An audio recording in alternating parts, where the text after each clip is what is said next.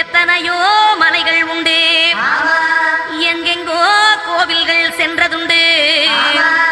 ஆனால் உன்னை போல் ஒரு தெய்வத்தை உலகில் நான் கண்டதில்லையே ஐயப்பா. சுவாமியே சரணமையப்பா.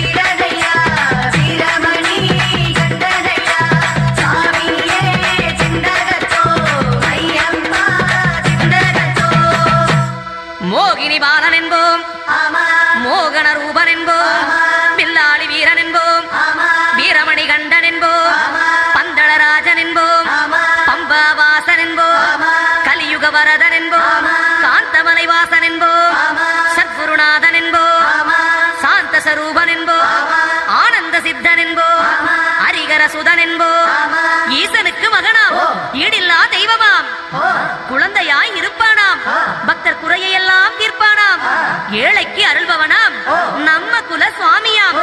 அப்படிப்பட்ட சுவாமி ரொம்ப சிறுசையா, ஆனா சக்தி ரொம்ப பெருசையா.